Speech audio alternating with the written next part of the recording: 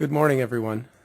Let's go ahead and get started. I'm Bill Savage. I'm the Assistant Executive Officer for the State Allocation Board, and this is a meeting of the Audit Subcommittee of the Board, the Working Group on Audits, and I'm honored to be here as your new AEO to work with this group. And why don't we go around the dais here and do introductions. Good morning, everyone. Please use your mics. Yes, sorry. Thank you. Good morning, everyone. My name is Debbie Deal, and I work for FIGMAT. I'm Letty Boggs with Colby Technologies. Andrea Sullivan with Orange County Department of Education. Cassandra Moore-Hudnell with State Controller's Office. Rick Asbill, OPSC. Steve Inman with OPSC. Thank you, and welcome. Thank you for attending, also the members of the audience, and we are webcasting this also. So I want to just talk for a second about outlining what I would hope we can accomplish in the meeting today. I do want to take you through some of the presentation that we made. We had a meeting of the Audit Subcommittee on April 10th, 2012, and shared with them the progress in implementing the recommendations that the Audit Work Group forwarded to the Allocation Board and that the Board adopted in late 2010. And I want to just briefly review some of that background material. And I want to then work with OPSC staff to take you through a proposed approach to implementing the recommendations that's a little bit different than what the recommendations may have started out being, and then want to talk with the Audit Working Group about how we can work on this as a group and what areas we need to focus on in terms of implementing the process. Somebody's phone going off? Yeah. Okay. It's all right. That's right. Just So the recommendations you have in your packet, the entire packet that was prepared for the State Allocation Board's Audit Subcommittee Working Group in the Audit Subcommittee in April. I just want to summarize very briefly my review of OPSC's implementation that was presented to the board at that time as a starting point for trying to focus on a current direction of where we can go from here. So I'm going to briefly go through the major recommendations of the original that were adopted by the board, and one of the first ones was to define the scope of the audit as a compliance audit. LEAs are audited to ensure they are in compliance with laws and regulations of the SFP. It was very clear to me after doing an extensive review of the implementation of the Audit Subcommittee's recommendations that OPSC is not performing true audits to governmental auditing standards, but rather is performing compliance reviews for documents and program compliance, and they're performing expenditure or desk reviews of expenditures under the program for certification that those expenditures were allowable under the program, etc. So it's, and OPSC has not been conducting any external field audits at all in the last year and a half, 2 years? Yeah, probably closer to 2 years. 2 years, okay, thank you. One of the key recommendations of the working group and that the board adopted was that audits should be conducted by an independent entity outside of OPSC. My understanding in my review with OPSC and the available information I had was that third-party audits were considered and discussed with, for example, the State Controller's Office, but that OPSC indicated they did not have the budget to do that at the time, and they were not pursuing, at the time we made the presentation, any independent third-party audits as a part of their ongoing approach. Another recommendation was create a standing audit committee that will do an annual review of the audit guide and create a process to address needed changes. There has been no action to form an audit committee, and that would be tied, I think, to performing independent third-party audits, and if a committee was developed, that committee, the third-party entity would coordinate that. At least that's, I believe, is OPSC's understanding. So we need some further clarification of this as we go forward. The next recommendation was that the audit committee will write a new audit guide, which will be reviewed annually and updated as needed. OPSC is preparing a new handbook for program compliance and program review requirements, and it's a copy of the draft is included in your overall packet that's here. And it's really a best practices manual. There's no basis for it currently in regulation. OPSC is not seeing that a true audit guide for the work that they do for compliance review and expenditure review would need to be prepared, but rather would rely on a handbook like this one of best practices going forward. One of the other key recommendations of the audit working group and the subcommittee that was adopted by the board was for incremental compliance review. I think the concern there was that many of the audits or expenditure reviews or reviews of compliance for school districts and county offices were taking place many years after the actions were certified, resulting in extensive penalties and interest building up. And so the subcommittee recommended to the board that they approve program compliance verification within 1 year at 2 distinct phases: time of SAB application for funding and the date of the fund release. So in our world, we call that the 5004 and the 5005. So OPSC has begun to look at this process, and as you'll see in the proposed approach that we're going to review with you in a minute, this is a component of that, and we'll talk further about how to implement that. There were a number of other process issues that were recommended that were included, including updating the SFP, School Facility Program Handbook, and having that be coordinated with the audit guide, publishing of audits, and I think one of the things that we'll talk about in the proposed approach, we'll look at how audits would be shared at the statewide level, training on school district financial management for OPSC staff, and then coordination with the California Department of Ed manual. So as someone who is not a specialist in audits, and I will tell you that right up front, I asked the audit subcommittee, and they concurred that we asked the audit working group to get back together to look at where we were. There's a single-page document that you should have called Recommendations, SAB Audit Subcommittee, April 10th, 2012. And this is 3 items and 3 sub-items of issues that the audit subcommittee is asking that the audit working group review. And I don't want to go through this intensively right now, but I do want to have this as the background, because I'm hoping that as we go further into the presentation today, we can begin to structure how what the proposed approach that we're going to present to you might meet some of these concerns and issues, and areas where the working group can assist us in implementing the proposed approach that would help to answer some of the audit subcommittee's concerns and recommendations. So, Rick, do you want to, any other things you want to make before we start in on That's that? a pretty good summary. I do want to maybe give you an update on the OPSC status. So I believe in your packet there's a single sheet, and I want to say probably, let's see, it's probably about halfway through. It has a heading, SAB Adopted Audit Policy, and then OPSC Status. I don't know if everybody can find that. Looks like this. It's a 2-column matrix.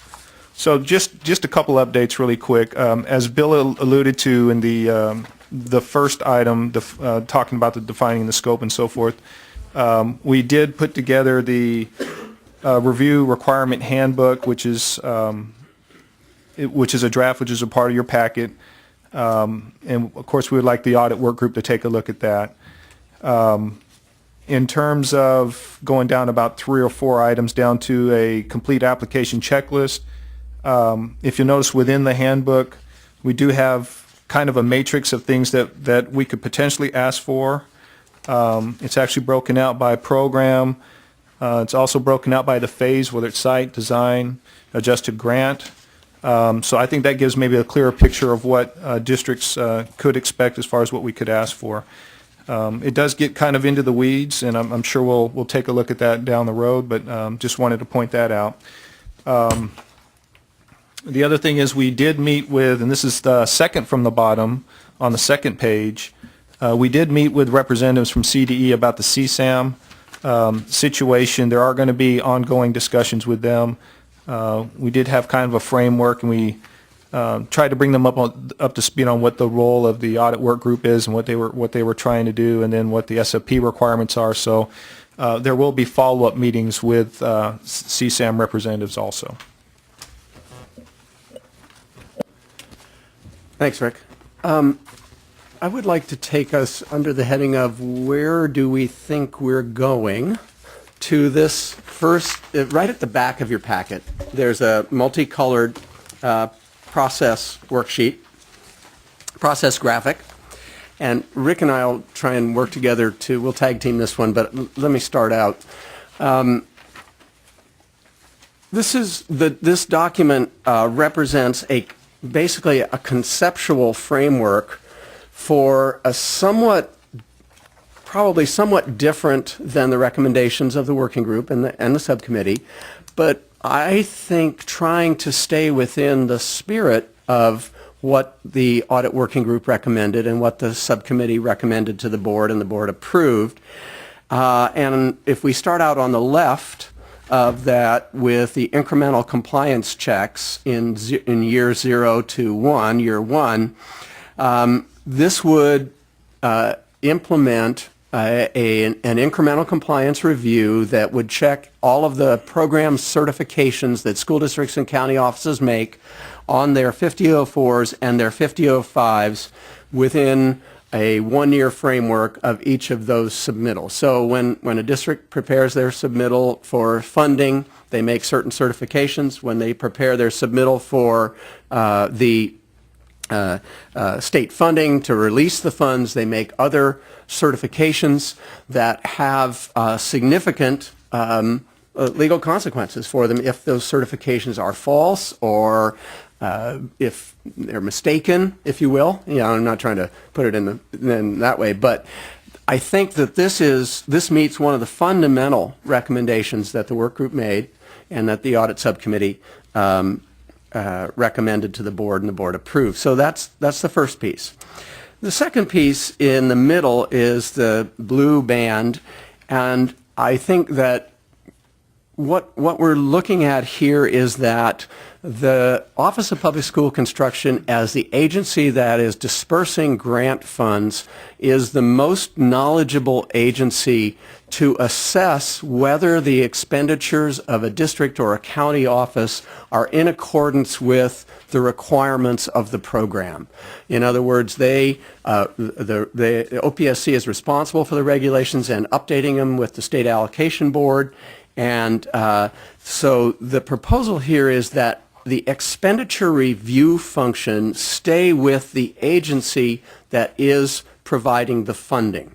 Okay? So that's a little bit different than the recommendations of the audit working group and the subcommittee accepted previously. But I think we find, if we look around the state at other agencies that disperse funds, expenditure review for allowable expenditures is a pretty common practice within the state of California.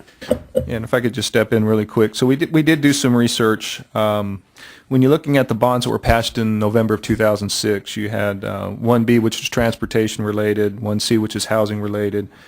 Of course, you had the 1D, which is ours. 1E looks like Flood Protection Act. All those entities disperse money, but they also audit those funds. So there is precedence for the same entity to do both functions. And then going on to the right side of the graphic, field audits, external entity. As we look around, and I know there was discussion of this in the audit working group previously, school districts, especially school districts that have local bonds under Prop 39, are required to conduct annual financial and performance audits on their bond expenditures. And the proposal here in conceptual framework, and that's where we're going to need help in terms of implementing this, is that districts would add on, or the state would add on to existing local financial and performance audits some elements of scope that would be associated with the district's participation in the school facility program. So that, as an example, all these performance audits, if you've ever been through one at a local level, involve the review of many of the things that OPSC and the state are concerned with. Is there program compliance? Are there internal controls that are set up to ensure that the funds are properly segregated and processed through the way? Is the district in compliance with public contract code? Are there bidding and procurement procedures in place that ensure compliance with the state law? And so the notion here is kind of working to create a synergy where we already have districts that are audited, ensure that there's scope that would tie back to the school facilities program that's included within those audits. And as an aside, this may require some legislation, but we can get there, I'm sure, in our discussion today. But so we would use existing resources, if you will, existing audit resources to provide for an external audit or a field audit, if you will, that would then tie back to the state school facilities program. And one of the bills that I think, in my understanding, is still in the legislature now is to require district performance audits under Prop 39 to be submitted to the state controller's office. I don't believe this has passed out of the legislature yet, but I know that it's in the works. Senator Weiland, I believe, is carrying that bill.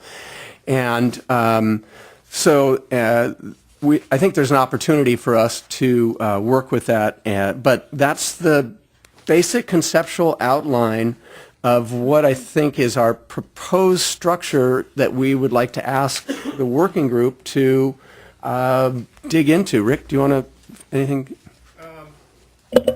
Yeah, I think one of the things, if you go back to the last page of your packet, there's a blue and white flow chart here. You know, this is the current process, and under this example, we're looking at a 5004 that was received in January of 2004, and if you go through this whole lengthy process, there's a potential that you're not looking till foreclosure until 9 years after. Mm-hmm. There's a few things that are driving this. You have like the 3 or 4 year window for a district to finish their project. You have 2 years for us, OPSC, to pick up something once it gets on our workload list to start the review. And then you got 6 months to complete the review after the district's been engaged.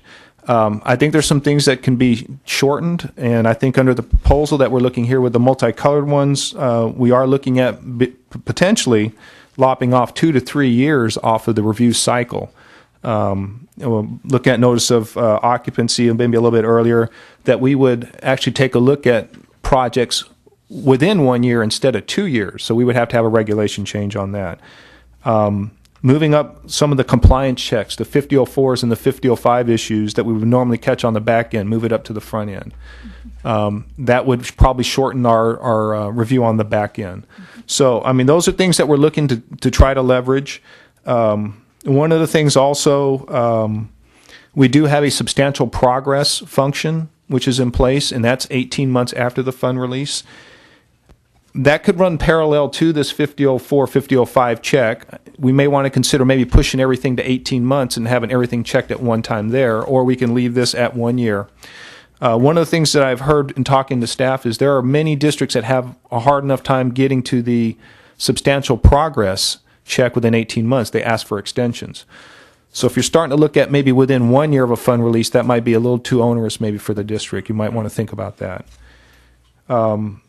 So the intent basically is to kind of shorten the time frame of the life cycle, and that's what the proposal we think does. So this is the current It's the current. This Now, isn't what you think it would be with those changes. no, this Okay. is current. Now, one other thing I need to kind of throw in here too. This is based on an 18-month where you have 18 months to ask for your apportionment. The multicolored one, you're looking at the 90-day, the priorities and funding type thing. So it does kind of condense things a little bit. Sure. So, I think I've said enough, and I would love to. I have one question Sure. on this Okay. graph before we kind of launch off. Are you thinking of not doing the annual submittals that they now do of the detailed listing of expenditures? I think we would still do that. Okay. Yeah. It wasn't on here, so I just Right. wanted to make sure it didn't go away. One other thing too, we throw out the term notice of occupancy. We need to talk about that too, because I understand there's punch list things that occur after occupancy and so forth. So, what becomes the line in the sand that basically starts that project to work falls onto our workload list. We'll probably have to talk about that too. Okay, so why don't we turn it over to the working group and you ready to dig in for a minute? Just some background, if I may.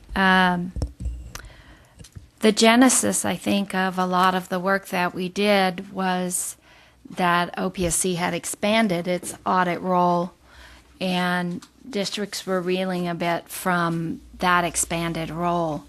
So what I see you proposing now is a move back to more similar role that OPSC had before, as in primarily the expenditure review. I do think the change to doing the 5004 and 5005 review early will simplify the problem of such late MI Right. material. And I think we know accuracy most of the reviews. MIs that we've brought to the board are related to the 5005. So yeah, if we can Yeah. catch it on the front end, yes. And they are problematic the older they are. So I think that's a good step. But with the move back to expenditure reviews, I think the primary concern for me would be that now that we've looked at audit independence, do we satisfy audit independence? And if the audit is done by someone else other than you, than OPSC, there are other ways to satisfy that. I think one of the interpretations that happened as we presented the report was an interpretation that when we said that the audit should be performed by others, that meant necessarily a state agency.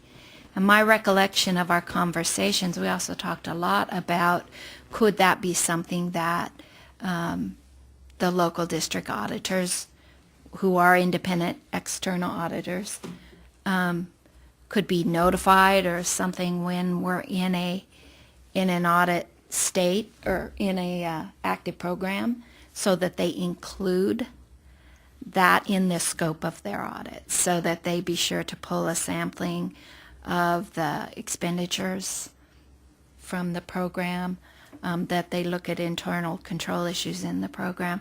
I think those are the two primary concerns I would have. I don't have a problem with that being done by outside audit.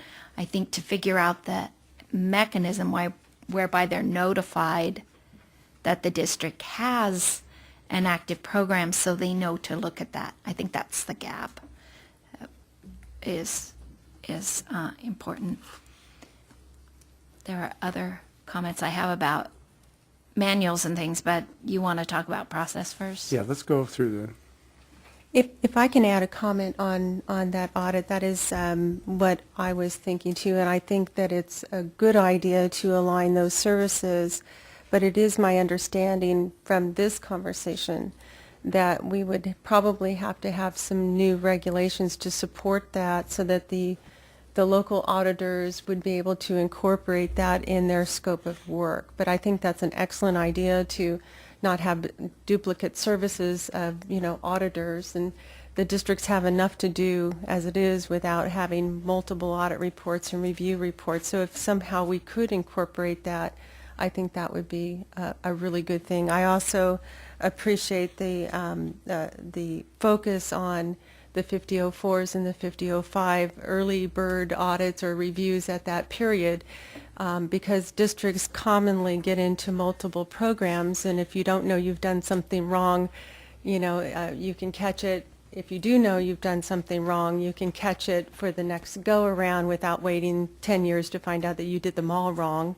So I think that that's another important point that we discussed as a committee before is, if districts don't understand the rules and regulations, that's part of it, then they find out earlier, they can correct that or maybe go find the paperwork or, do what they need to do. But at least it stops it from occurring on their second and third and fourth and fifth projects. So I think those are all very good actions and moving in the direction that the committee discussed. Thank you. I had a question regarding what Letty was talking about in terms of the expenditure review staying with the OPSC. Does OPSC have the capacity to actually perform these reviews on an ongoing basis and turn them around quickly so that you don't end up with a backlog? So one of the things that is stated in regulation is once something falls onto our workload list, we have 6 months to complete the review. If we're unable to do it within the 6 months, we're supposed to accept all the expenditures. Okay. So we do have that, the district does have that backstop if we're not able to take care of the workload. So the regulation does address that. Okay, so then if you were to move it to an independent audit or it's a part of the annual audit, then that seems to me that regulation might have to. Yeah, I think there have to be some modifications. Okay. Yeah. Yeah. And as performing oversight over all the annual audits, I see that if there was going to be an add-on to the annual audit, it would need to go through the K12 audit guide. Right. That's published by you Yes. and put into regulation. And then so we're talking probably 2 to 3 years out before this cycle would even hit. Right, You'd see the right. first audits. And I think the other thing you need to talk about too, you do have the Education Audit Appeals Panel that is a part of that. So you need to think about who would adjudicate the fines. Right. So by adding it onto the Right. annual audit, it does change a number of. It would change it.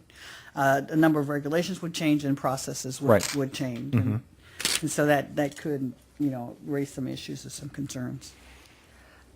Going through all of the documents, one of the things that, unless I missed it, I don't see being addressed still, that was a concern of the committee at the time a couple years ago, and that was, when we get down to the end of things and there's an appeal, is there something that we've all talked about, an appeal process without having to appeal directly to the board, each district with their appeal? Coming back to the agency is issuing the funding. The agency is doing the review work, which is appropriate. Based on your review, it sounds appropriate. But then if there's a question, where does the district appeal to? They have to appeal directly to the board. So is there an intermediary committee, or is it the audit review panel, or who is it that would be, have we discussed any of this? Or is it going to be the same process? I think it would be the same process unless the State Allocation Board came up with another solution. I mean, they are the adjudicating body on this. Well, and I think that if the current process for the expenditure reviews, there's an appeal process related to the expenditure reviews. I think getting into the territory of the external audits and the findings that go with the external with an audit,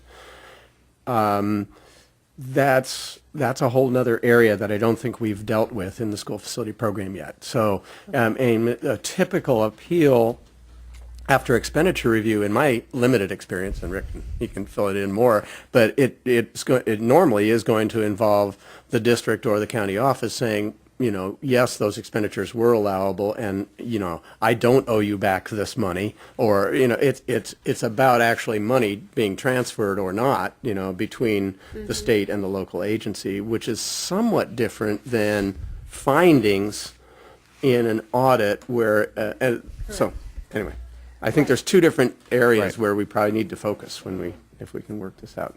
But I think the discussion we had would be, more efficient and give districts an opportunity to, you're dealing with OPSC, you're dealing with them the whole time. And then at the end, who do you appeal to? You have to appeal to the board. There's nothing in between to do that. So that was one of the things that we talked about that I just don't see anywhere in our paperwork. Maybe for another meeting.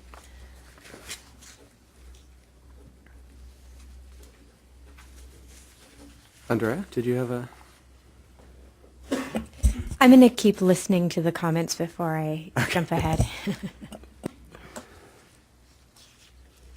So one of the things I just wanted, if we were to consider the external audit function, the right-hand side of the graphic conceptually, when I was thinking about this, I was thinking about it because I came from a school district where we had large numbers of Prop 39 bonds, and we were audited intensively every year for those. And so I naturally sort of conceptualized it in that way, that there would be scope components added to those audits. But it's probably the case that there are a number of local education agencies that don't have Prop 39 bonds.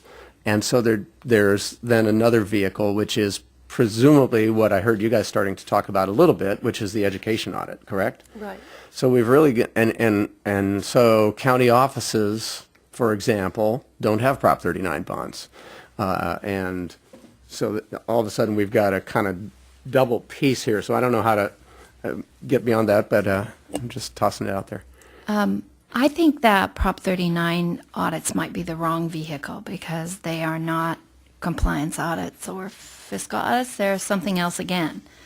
So if a district added an expenditure review or any components of a fiscal audit to their performance audit, they would have an additional cost, probably far more than if they add or ask their regular fiscal audit to highlight or at least include in the selection and reviews their SFP projects.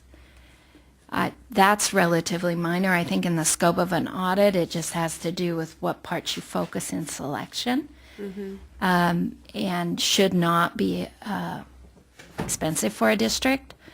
But if you add them to the Prop 39 performance audit, it would be an entirely new scope of work for that type of audit. So, and the ones you're familiar with, I've read them. They're much more extensive than most districts pay for. So I think, there's a broad range of what people contract for in their Prop 39 audits. So, So let me just what is it that we're in an independent audit or a field audit by an external agency, if OPSC does program compliance and incremental compliance of the documents 500405 and does expenditure reviews, what are the elements of audit or compliance that we want to have checked at the back end in the external audit? and are we talking about a desk review very similar to the old desk reviews? Yes. Okay. I think that in your fiscal audit, your auditors look for fraud. They look for internal controls. When they look at a payment, they aren't looking at the payment with relationship to the program requirements as much as the payment within the scope of internal processes. Did you have a PO? Did you have prior approval before the purchase? Did you, are all the paperwork and signatures in order? And that's a legitimate review as well. It's a different way of looking at perhaps the same payment. And I think that's important that every district be held accountable to use public contract code appropriately and to have good internal controls. This is a lot of money, high-profile projects, it warrants that look. But I think part of the frustration that districts had when OPSC expanded the way they were doing the audits was, hey, we already do this. So if they already do it, let's focus it in the audits they already do. My feedback was simply that I think the Prop 39 audit's the wrong audit. Gotcha. That it ought to be the fiscal audit. Because the things we're looking at are fiscal. And I would just add, for county offices, we would have that same fiscal audit. So it's consistent for whoever's participating in the program, whether you're a district with a match or financial hardship as a county office. I think that's an excellent point that you bring to the table, because the different parties are looking at these things for different reasons. And you are not necessarily looking at it from an audit perspective, and I read through the documents, this really isn't an audit as definition goes. So when we're doing the K12 audits, then we really are looking for different kinds of things, especially in the area of internal controls, process procedures, misappropriation of funds, and/or fraud. So we have a totally different focus at that point. And I think I agree with the Prop 39. There are so many different formats of the Prop 39 out there. It's really wide open, and their focus really is looking at, are you doing the projects that we asked you to do with the voters' money in conjunction with other monies that you may happen to get? They don't really care that you got them from the state or from interest or anything else. They're really focused on their own local projects and their contribution to that. So they have a different kind of focus in the Prop 39 audits. It's definitely not the place to put this function, I don't think. And I'm not sure whether a number of the K-12 audits actually, they look at like the public contract code and the contracts and the bidding requirements. And so, They you don't know, now. some do, some don't. Yeah, some do, some don't, but it depends. It's based on the selection, certainly. And if there's a selection and something pops out, and it's just not the norm, then they will go a step further, should go a step and that's where. But if you amended the K-12 audits guidelines for the auditors, then and ask them to test a certain percentage of these state funding sources, then they would, just like they would with any other categorical program, Title I or anything else, where they have to test a percentage of those. Right. And those kinds of different technical elements could be added to the K-12 audit guide and satisfy that requirement quite easily. And that would certainly be something that would come off the plate for OPSC in terms of a concern. That was some of the discussion we had a couple of years ago, is that, districts are getting millions and millions of dollars. They're entitled to these with their local funds, match, and all of this. And where are we asking them for internal controls? Nowhere.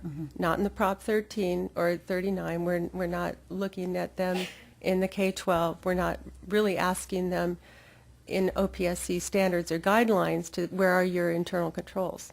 Are we testing those?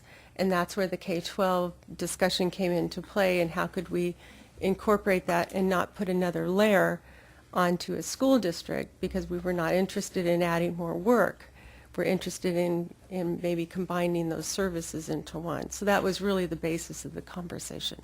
And a few years ago, I think school construction was in the audit guide to a certain extent. There was some minimal testing, if I remember correctly. Yeah. So it is a vehicle, so it's something that if you want to propose it, it would be something that the K-12 Audit Guide Committee would consider.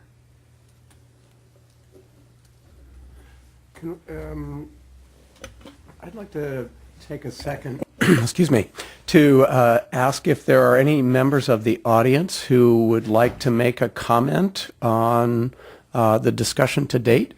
Don't want to leave anybody out if there's someone with an opinion or an idea. Okay, hearing none. But feel free to let me know anytime if you want to come up.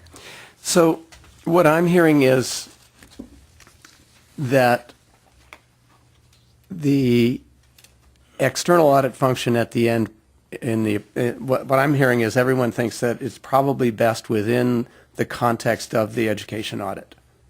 Is that Yes. In the context of the annual audit. annual audit? So what would be the process for that? Well, I have two questions. Well, and one I'm just, I'll probably get in trouble with my school district friends, but would all districts are now audited in their annual audit. Would all districts that receive state funds, if we initiated an SFP component, would all districts just go through that testing automatically? Or would there be a process where only a certain number of districts were selected by a risk assessment or something like that? I'm just, I would think it would be all districts on an annual basis. Because you know- if the notice was included, or the guidance was included, then that would apply to every district who had an OPSC. Oh, sorry. So that would so that would include for any district that had a program, if they checked and you didn't have any program, project expenditures, then there would be no selection. okay. So does everybody agree with that? That makes the most sense? Okay. And what's the process for implementing something like this? Well, the first, you'd have to have the regulations that would allow this to be added, and so there'd be some changes more than likely. There would need to be some changes in the current process from the OPSC side. But what you would do is make that proposal to the controller's office, and the controller's office would present that to the K12 Audit Guide Committee. And that committee is comprised of controllers, finance, education, members of the independent auditors, as well as, other interested school district officials. And then we discuss discuss it, and then we make a proposal to the Education Audit Appeals Panel.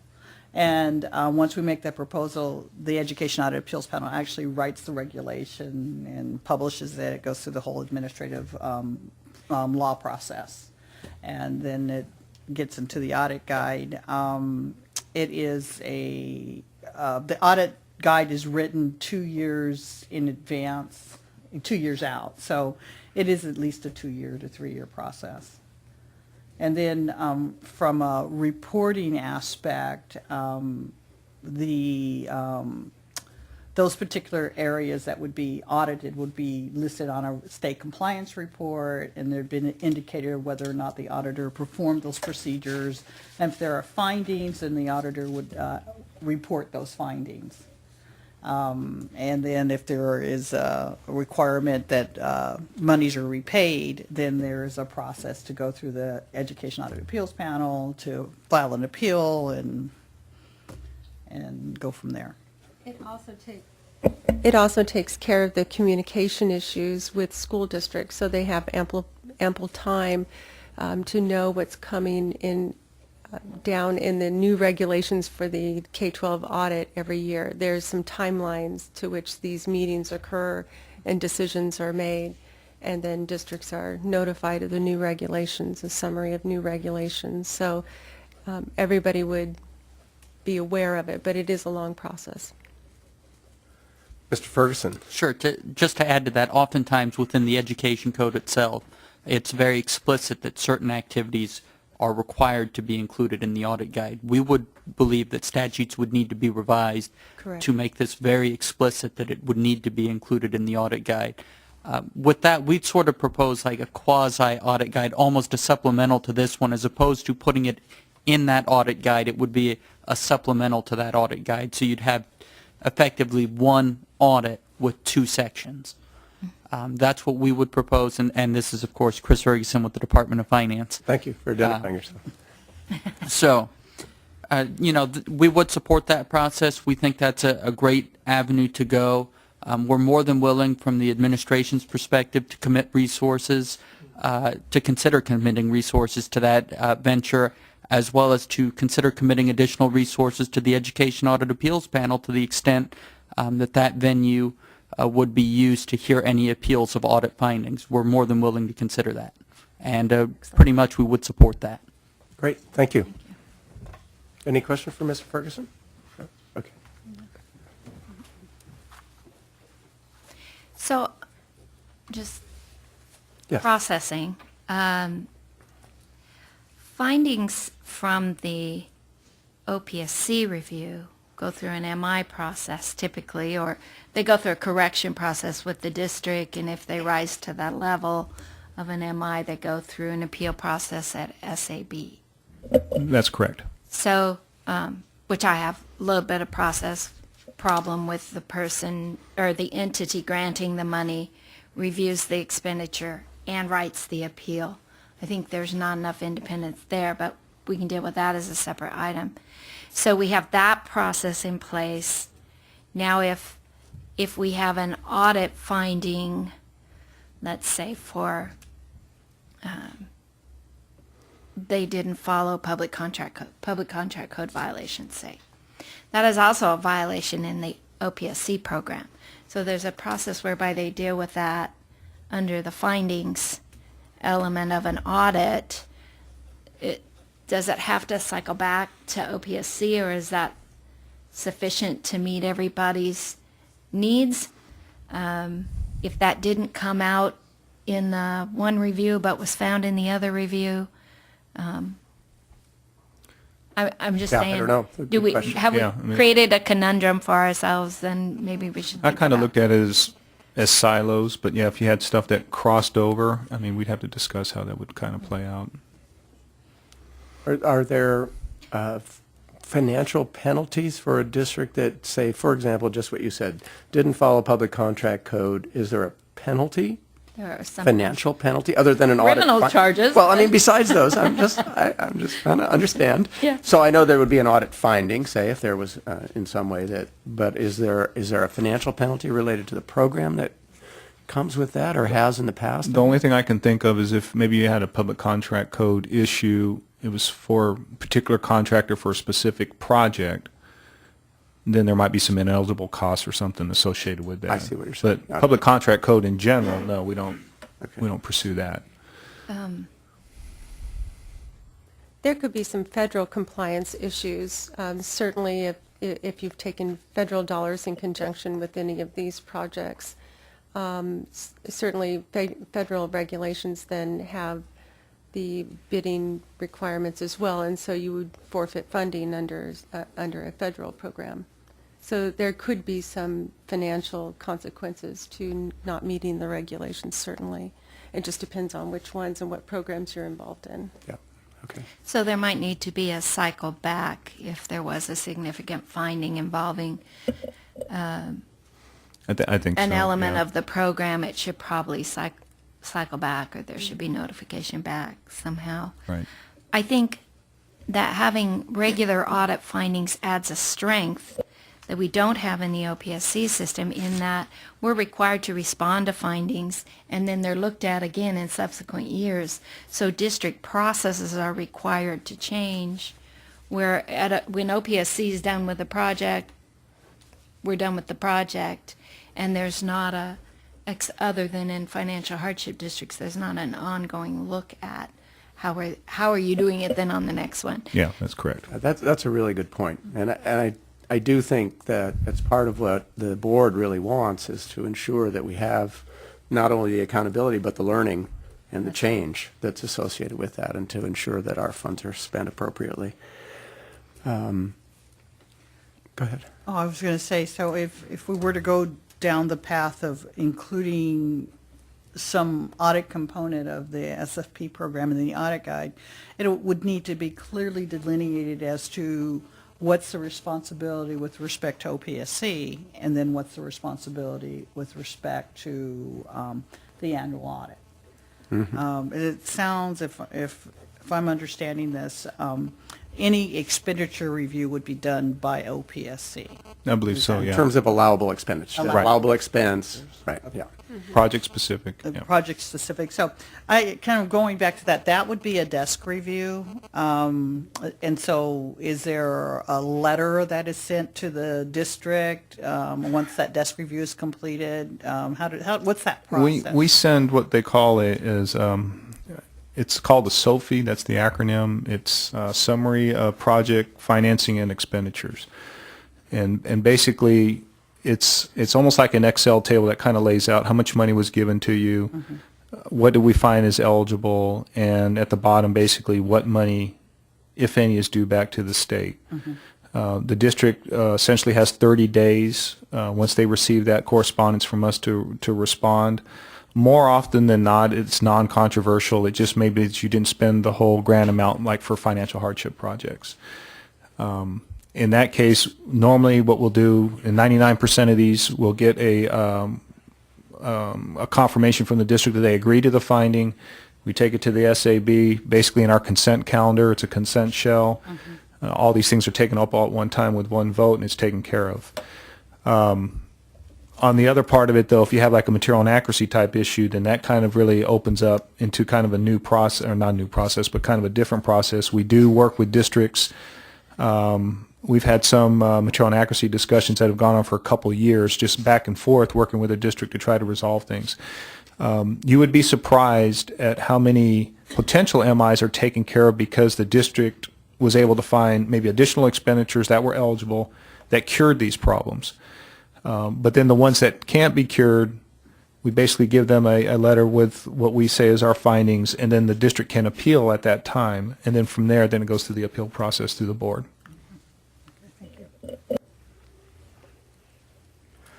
So it sounds like one of the follow-up items, just to go off of what you were talking about, Cassandra, was that we probably need to have a clear beginnings of a clear description of what the scope that would be included in the education audit would be vis-a-vis there's two major elements of OPSC scope: the document review, the incremental compliance review for certifications, and the expenditure review for allowable expenditures.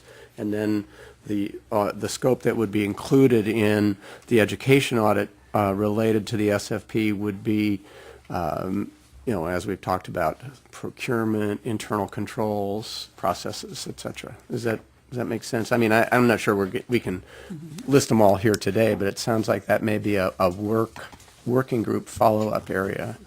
Definitely. Yeah. Yes, ma'am. Mayvon Garrity with Senator Alan Lowenthal's office. I'm getting a little lost in the conversation, so I just wanted to make some more general comments. First of all, Senator Lowenthal and the Audit Subcommittee so appreciate the work that you've done in the past and that you're willing to come back and do more work.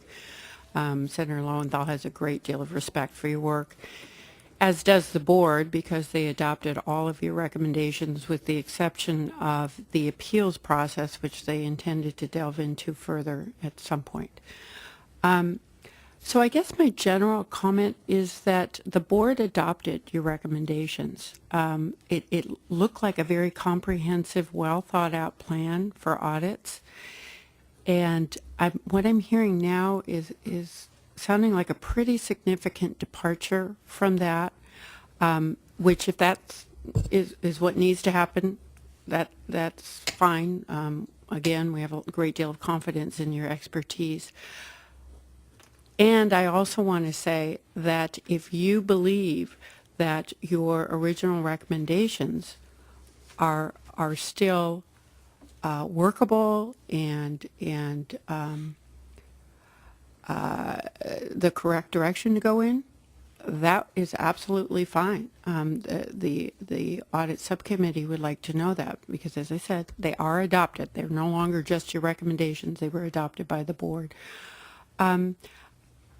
The EAP process is a little concerning because it's where does the role of the board go? I mean, it's just significant. It's a significant departure from where I thought we were going. So I'd also ask that we hear more from you about I don't know what we were calling it, the audit committee that was going to come together to develop the guidelines and to look at regulations annually, that sort of thing, to make sure that districts knew what was coming down the pike. So I guess I just want to give you confidence that there's a great deal of confidence in what you originally recommended, and if you feel that still would be And workable. I think, Mayvon, that we're only talking about one piece of the recommendations. This committee I don't believe, came down on either side, whether it should be another agency or an outside auditor with respect to that. I do think it would be a bit simpler for districts to just go through the audit they're already doing.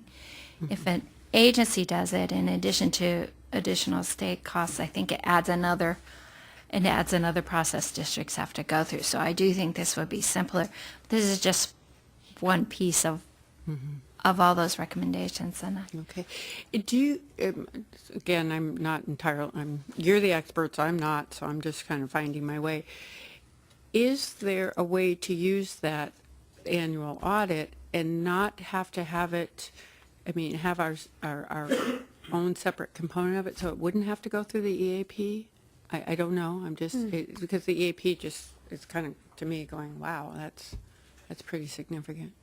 That would actually, I believe, require a change in the education code and probably in regulation. If it goes into the audit guide, the K12 audit guide, any type of audit, we call them like a audit finding, which would be considered apportionment significant. A district has the right to an appeal. And so the process is pretty much set up in law, so they basically have that right. Now, if the items that are included in the audit guide don't result in like question costs or costs that may have to be repaid by the local education agency, then for the most part, districts wouldn't necessarily appeal, like if they violate the public contracts code and the auditor wrote the finding, then it's an issue. The district has the opportunity to respond to that finding and put their perspective with the finding that would be included. But there wouldn't necessarily be an appeal because there's no dollar amount to pay back. You may not agree with the finding, but there's no dollar amount to pay back. So it just kind of, the finding is written and it is what it is. The Education Audit Appeal Panel and the appeals come into play when there is a finding that results in a dollar amount paid back. And it's usually, districts don't have to appeal. That's a choice of theirs. And it's usually it's considered anything that's about $5,000 or $6,000. It's equivalent to the district's revenue limit. That is when they can appeal it. That's what we consider a portion significant. So there are sections in the audit guide or procedures in the audit guide where there are findings, but there are no necessarily dollar amounts that are considered question costs. And so basically the auditor is reporting on district compliance, but there's no dollar amount to be repaid. And so if the findings or if the audit procedures are written in that manner where there's no dollar amount that has to be repaid, then or a dollar amount has to be questioned, then it kind of does away with that appeal process that goes through the Education Audit Appeals Panel. So it really just depends on the nature of the items that are included in the audit guide. Does that make sense? About 10% of it. Well, But that's my problem, not yours. but what I got from that, and you and I are the lay people here, but I guess what I'm seeing is that probably 99% of items that would result in money issues, dollars potentially as a part of finding, would really happen during the OPSC expenditure review related to allowable expenses. And so any appeal of those would still go back to the State Allocation Board. I'm trying to address, I thought I heard a concern that you were articulating about the appeals process. And So I think that, speaking to what you were saying about how you write the scope and how it was in the audit guide, if you're reviewing processes, controls, et cetera, that doesn't usually involve a lot of financial change. It involves a finding, districts changing processes and reforming the way they do business in order to go forward. At least that's my understanding. That's correct. And I think to address your concern about, certainly the board did approve all of our recommendations except one. And when we look at those recommendations now, a period of time has gone by, some things have changed in terms of internal, external audits from OPSC's side, some of the things that they've already done in the 2-year period of time. And in this particular point, I think when the board approved this, they approved it to have a consideration of other agencies doing this particular audit function. And it's evident now that these other agencies, you know, through budgetary concerns or whatever the reasons are, cannot do that function. But I think, you know, our conversation today was just kind of reliving where were we at the time, what was our thinking, what were maybe some other options that we can now explore since that's not an opportunity.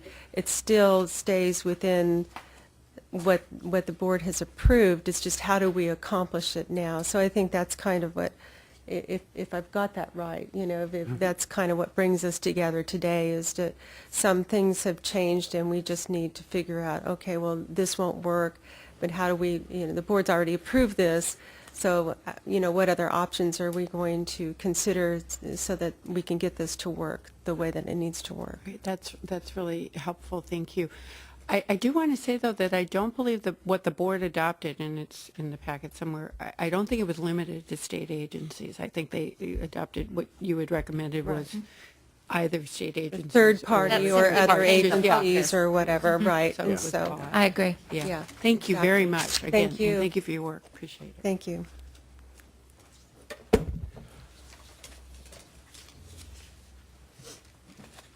Can you, where do you think we should go from here, Ms. Boggs? Perhaps we could talk about process a little bit. We had a significant concern. Well, let me talk about one first, and then we can go to manuals and guides. But we had several reports under previous administration, not current administration at OPSC, of districts being threatened with more severe audits should they challenge staff with respect to MIs.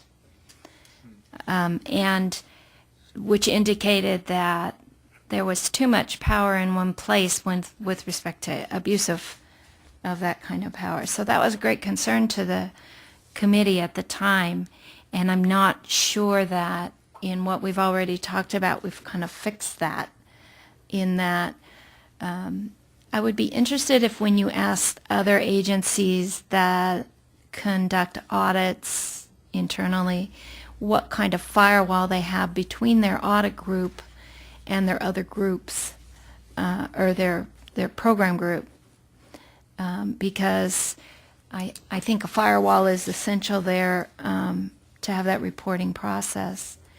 Districts need to have a place they can go, and obviously you can go direct to the SAB, although that's can be hard to get there, so that they have a remedy should that occur. We need to be sure that if we vest all those three components with OPSC, that districts have a way to express that if something not correct is going on. So I wanted to go back to your original comment. Do you believe that's occurring now, as far as I have had no threatening and- reports of that under current administration, but I think what led to the ability to have that problem, we haven't changed the process. So given a wrong individual and a highly placed, I think the problem could exist again.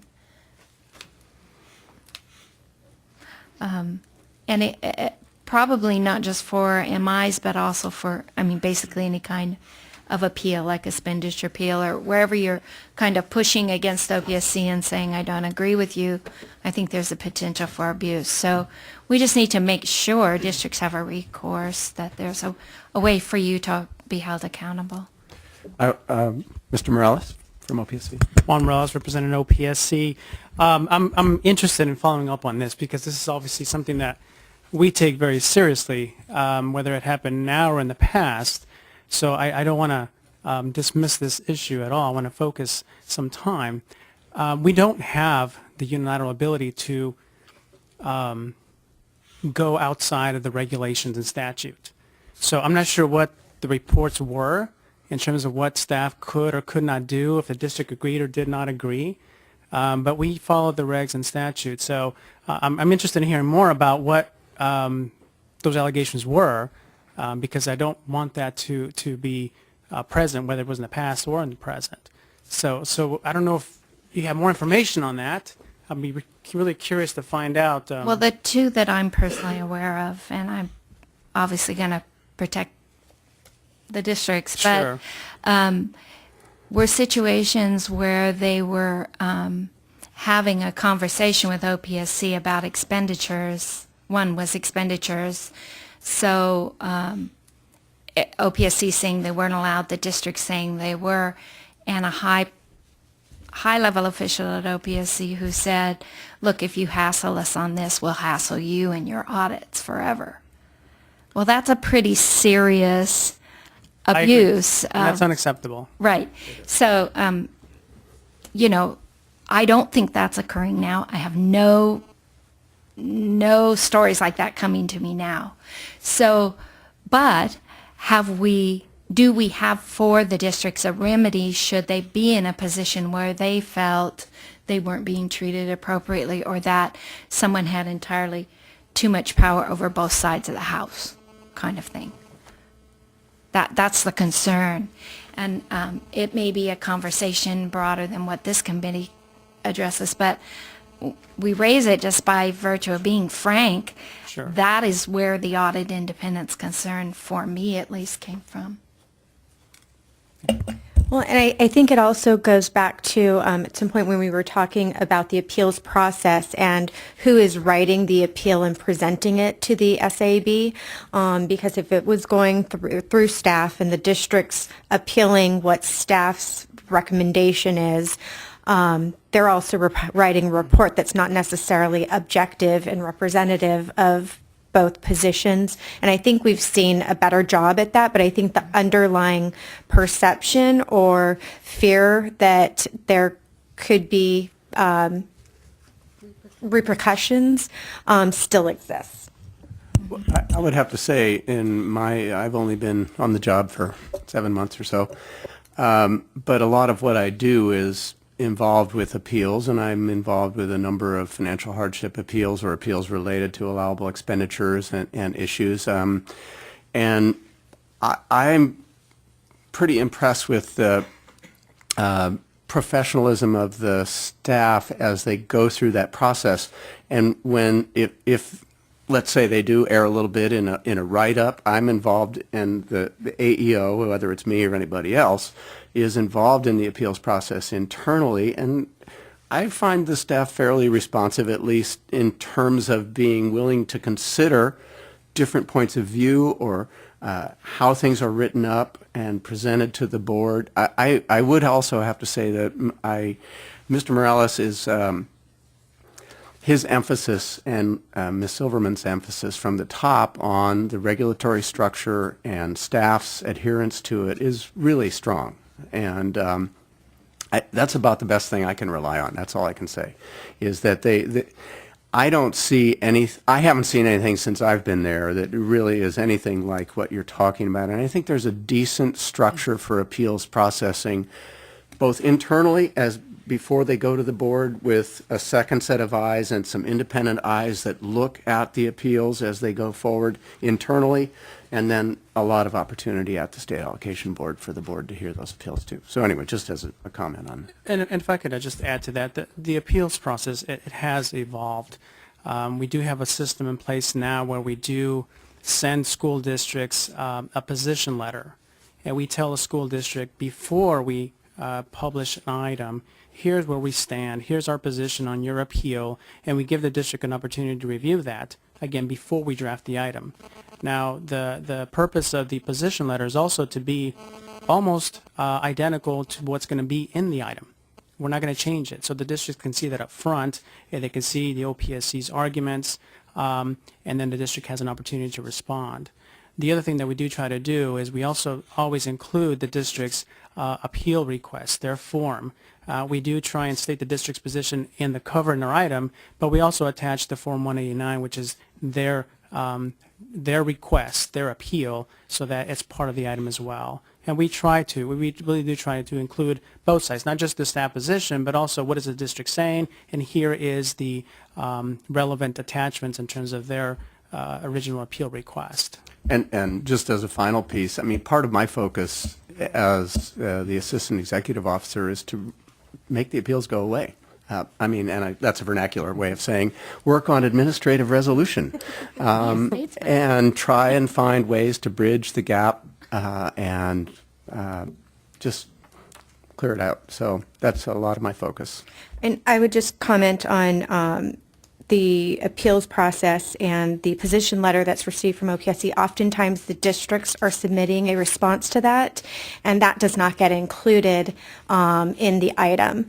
And so I think it doesn't necessarily reflect the discussions that have happened from the time of the submittal of the 189 to responding to OPSC's position. And so I don't know that that accurately reflects both positions.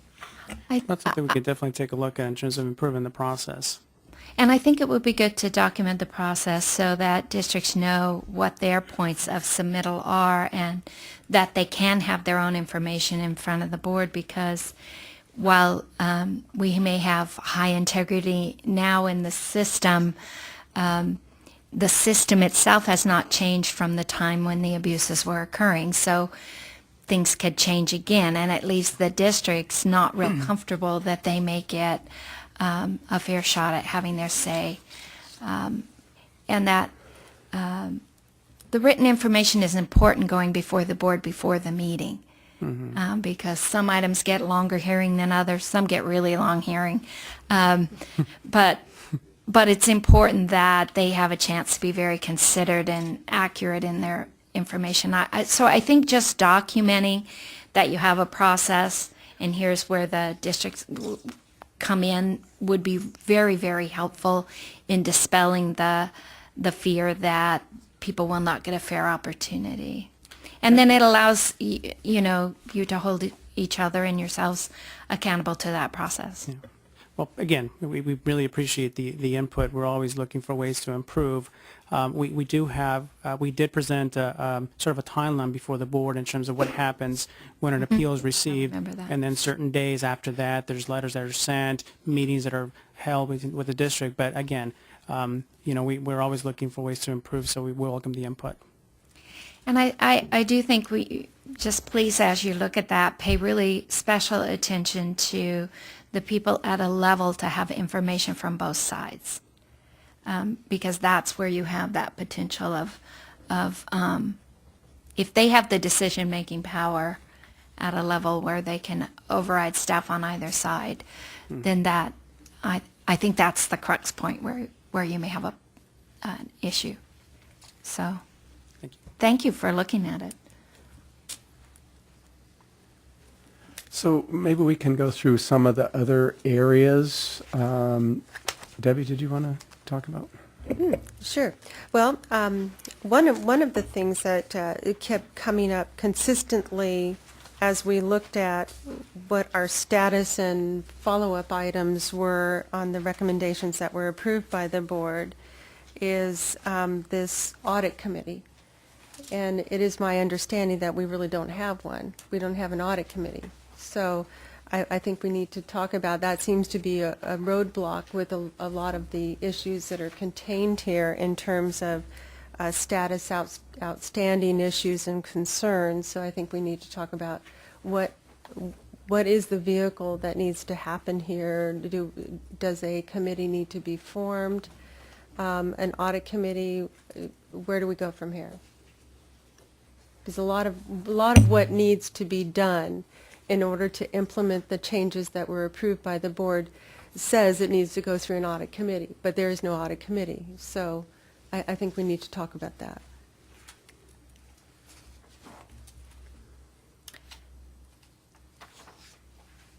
It seems that I recall conversation regarding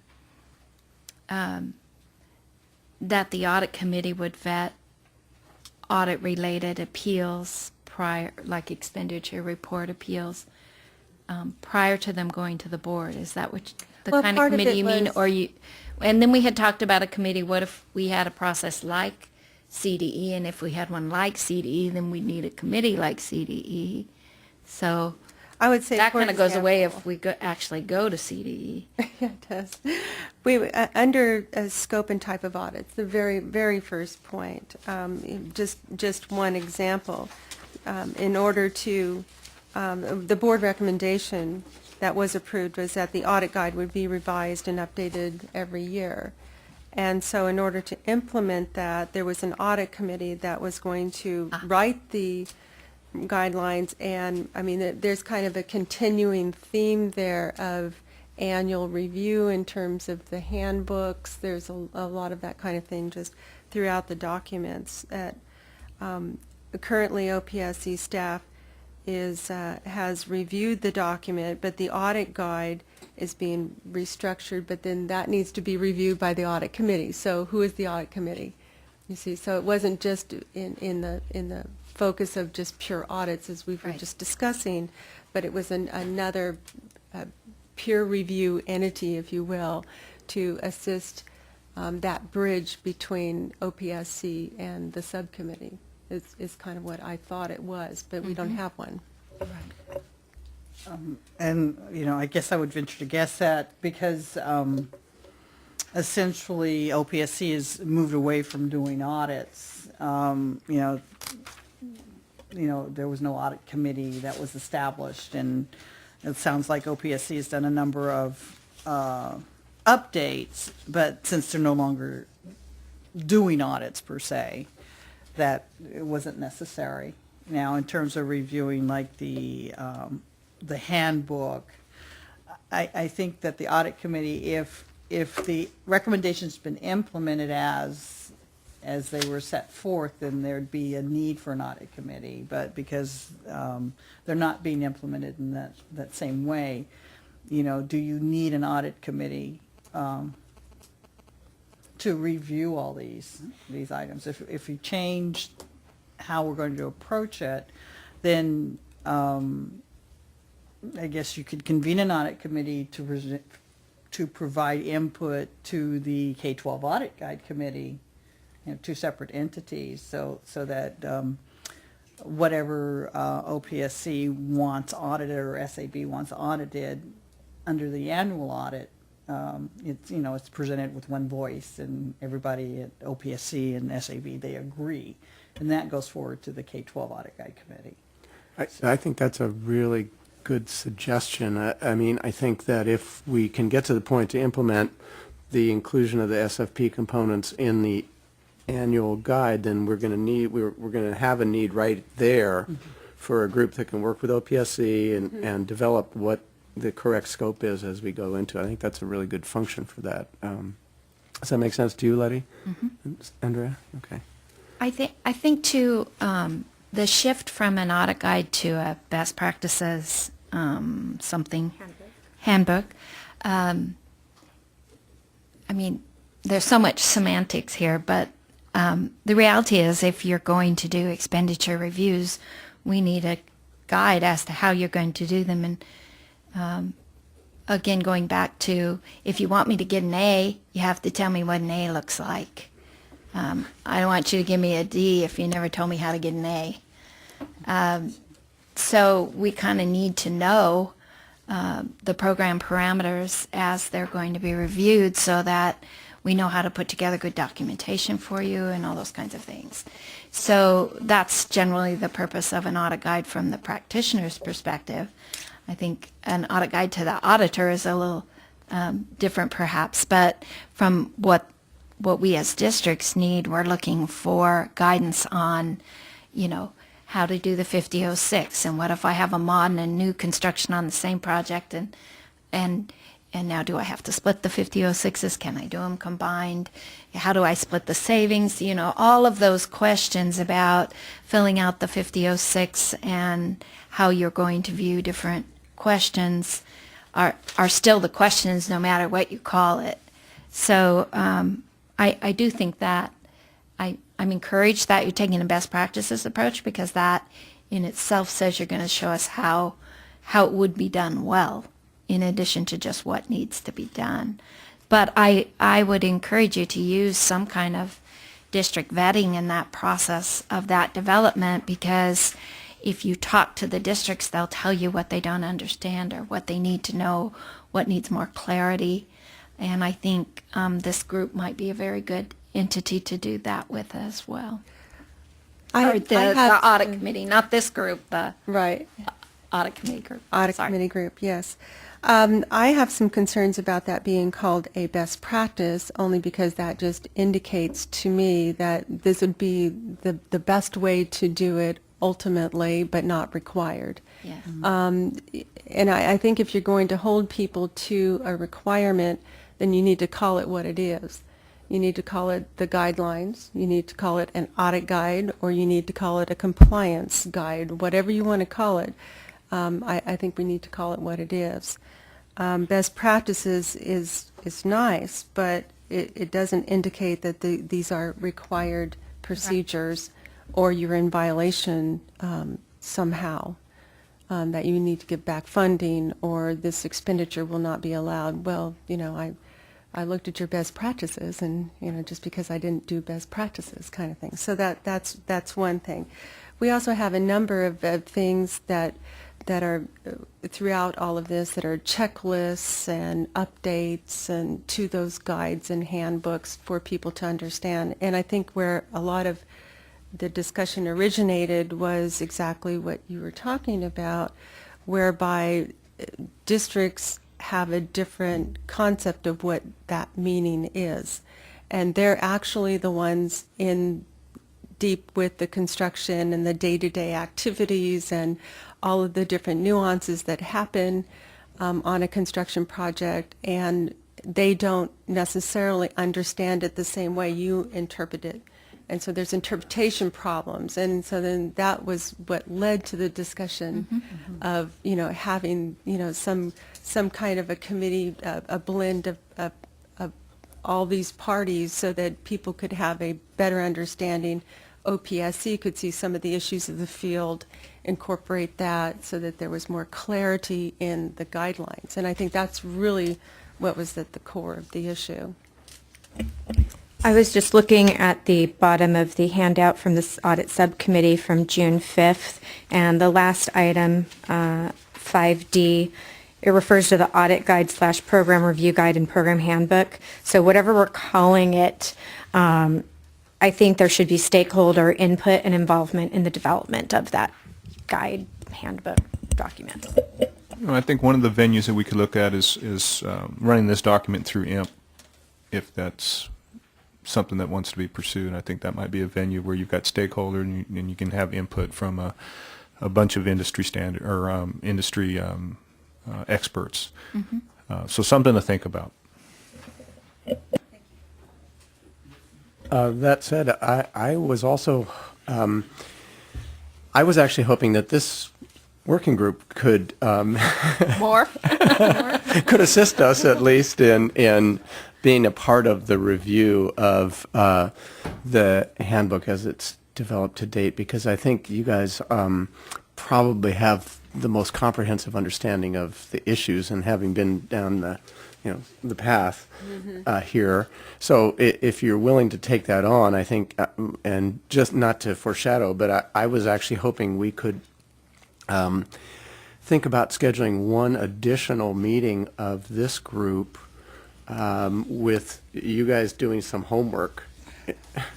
I know, just what you Actually needed. read the So, read the document, get some responses and comments back to us, And then we'd hold a second meeting, because what I do want to do is honor our commitment to the audit subcommittee of the State Allocation Board and have return to them with an update and a report on where we are sometime in August potentially. So if you're willing to do that, and maybe we can talk about that further in a second, but I think it would be important to get your take on where the new handbook is going.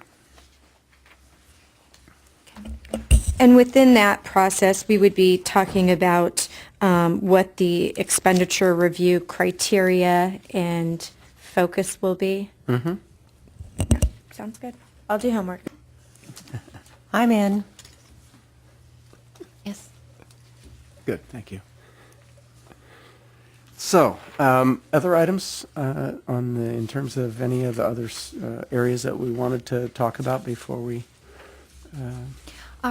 Just a question. Are you looking, Rick, at any modification to the program handbook? Because we had also talked about how difficult it was to reconcile what program am I in, what not. Yeah, I think what we're doing is we want to get some kind of finality or some kind of certainty to what's going on with this document, and then it will basically dovetail into the handbook. So rather than try to make multiple corrections at one time, we want to solidify one and then be able to move it up to the other document. I understand the SFP handbook is more of a broad-based, global type document, but we want to be able to nail this one down first. So we do have people working in the background based on what we finally decide here with this document through our conversations, and then we'll work with that. To coordinate between the two. Yeah, yeah, they're all kind of intertwined together. Yeah, we know that. Well, and that was part of our conversations, were that the audit guide wasn't closely aligned to the program guide, and the program guide was hard to follow. So the more closely they follow the same type of methodology, you learn to read one, you understand how the other one works. The more that they cross-reference each other, I think the stronger both. Yeah, and we agree with that, definitely, yes. One consideration is in terms of timeline. And now I think when we first met was in 2010. And so, this has already gone out a couple of years, and we need to move to close the process at some point so that, you get a guideline and the industry has the standards so that they can, work and coordinate together. So perhaps we can talk about, what do we envision in terms of timeline for this process to be done. I understand your timeline may be August to bring something forward, but what about, does that mean that this is August would be your vision of completing these new guidelines for the industry? Is that what we're talking about? I think that I was considering that to be that we would go back to the audit subcommittee of the board in August and with a report back in terms of how we're planning on implementing this revised approach, and probably hopefully have for them some updates in terms of the handbook, yes. Okay. But also, I mean, to me, one of the most critical items is if we're going to implement the education audit component, what are the implementation processes and timelines, and what do we need to go through? Are there elements of follow-up that we need to take related to regulatory or statutory change or anything like that to make this happen?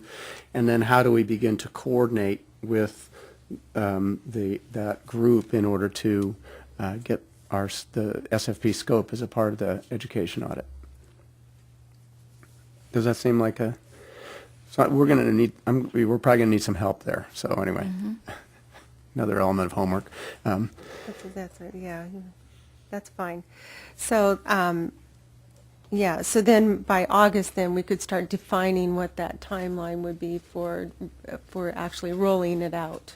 Exactly. Completely. Right. Exactly. Okay. And I believe we had on this committee prior, we had someone representing an audit firm. We did, and So we might want to, if she can't continue, we might want to put someone on. okay, makes sense. I think that'd be an important voice. I do too.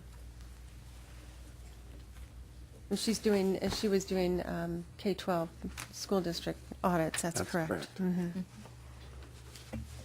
Or someone that, With that portfolio. yeah, exactly, if she can't do it. One other comment that I just wanted to make was when we were previously looking at the guide that exists and the substantial progress, a lot of the focus was really towards financial hardship projects because, as Rick mentioned, oftentimes with a district match project, you can find additional expenditures that kind of resolve an issue where they might have had ineligible items. And when you have a financial hardship project, anything that's deemed ineligible, you have a financial consequence. And so I just want to, as we're going through this process, keep in mind that there is a little bit of a distinction in how that works for a match project versus a financial hardship. And through this approach that we're looking at here, in looking at expenditure reviews, is there a distinction in how match projects are going to be looked at versus financial hardship?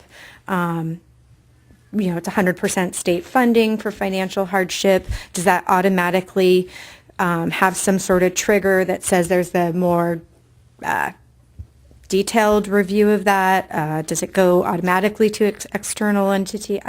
I think there's some questions that I have around just the difference in those types of reviews. Okay. Andrea, was your question regarding the pre-grant financial hardship review for expenses or closeouts?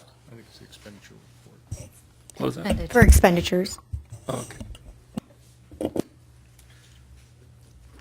Just as a sidelight too, Steve brought up the financial hardship review. We're going to be putting together a document also. It's a standalone. It's separate from this document that kind of explains what we're asking for during the review also. I think that's going to be very important. I think initially we actually had it rolled up into this document here, but we got to the point where we got financial hardship review, substantial progress, expenditure report. There's just too much in there. So we're going to have a standalone document for that. That actually might bring better clarity. I think so. So any other items before we close? So we'll meet again then before you take a report back to the subcommittee? As audit as long committee. as you're willing. Okay. I think we need another meeting. I to think we get- do too. Otherwise, we just have to say we're working on it. Well, and I guess what I'd propose is that we, maybe we can provide a summary of what the follow-up items might be, and we'll post that on our website also. But I mean, obviously, some of the key areas is develop the implementation process for the education audit, the external audit component, and what that might look like. The audit handbook or guide review piece. Anyway, and I'll have to go back through my notes and develop them. Maybe we can then look at making progress both from a staff level at OPSC in terms of following up on some of that stuff, but also ask for your expertise and your input on some of those areas too. Does that make sense? Mm-hmm.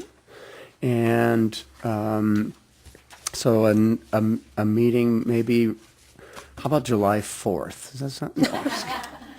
No, yeah, no, that's right. My calendar's open. Something like the first or second week in July. Does that make sense? And then that would put us on a kind of calendar to get some stuff done, meet again, have some follow-up, and then go back to the audit subcommittee of the board in August. Excellent.